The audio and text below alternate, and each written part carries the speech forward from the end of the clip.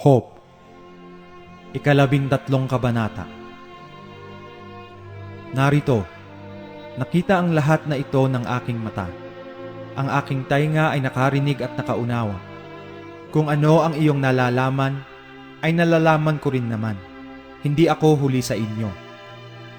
Walang pagsalang ako'y magsasalita sa makapangyarihan sa lahat, at nagnanasa akong makipagmatuwiran sa Diyos.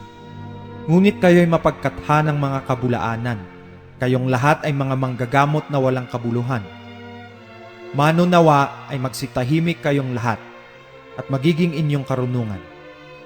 Dinggin ninyo ngayon ang aking pangangatwiran at inyong dinggin ang mga pagsasanggalang ng aking mga labi. Kayo ba'y magsasalita ng kalikuan dahil sa Diyos at mangungusap ng karayaan dahil sa Kanya? Inyo bang lilingapin ang Kanyang pagka-Diyos? Inyo bang ipakikipagtalo ang Diyos? Mabuti ba na kayo'y siyasatin niya? O kung paanong dinadaya ang isang tao, ay inyo bang dadayain siya? Walang pagsalang sasawayin niya kayo, kung lihim na kayo'y tatangi ng pagkatao.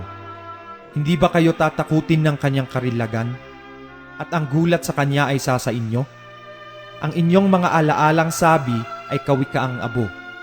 Ang inyong mga pagsasanggalang ay mga pagsasanggalang na putik. Magsitahimik kayo. Bayaan ninyo ako na ako'y makapagsalita at paratingin sa akin ang darating. Bakit kakagatin ng aking mga ngipin ang aking laman at aking ilalagay ang aking buhay sa aking kamay? Bagaman ako'y patayin niya, akin ding hihintayin siya. Gayon may aking aalalayan ang aking mga lakad sa harap niya. Ito man ay magiging aking kaligtasan, sapagkat ang isang di banal ay hindi makahaharap sa Kanya. Pakinggan ninyong masikap ang aking pananalita, at ang aking pahayag ay sumainyong mga pakinig. Narito ngayon, aking inayos ang aking usap, talastas ko na ako'y matuwid. Sino ang makikipagtalo sa akin?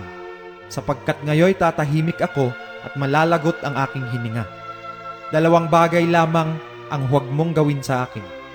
Kung magkagayoy, hindi ako magkukubli sa iyong mukha. Iurong mo ng malayo ang iyong kamay sa akin, at huwag akong takutin ng pangingilabot sa iyo. Kung magkagayoy, tumawag ka, at ako'y sasagot, o papagsalitain mo ako, at sumagot ka sa akin. Ilan ang aking mga kasamaan at mga kasalanan? Ipakilala mo sa akin ang aking pagsalangsang at ang aking kasalanan. Bakit ikinukubli mo ang iyong mukha at inaari mo akong iyong kaaway?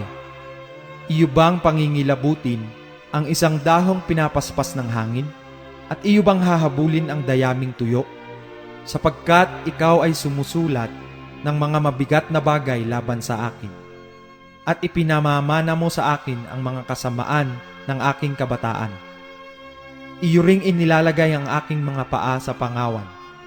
At pinupuna mo ang lahat kong landas. Ikaw ay gumuguhit ng isang guhit sa balibot ng mga talampakan ng aking mga paa.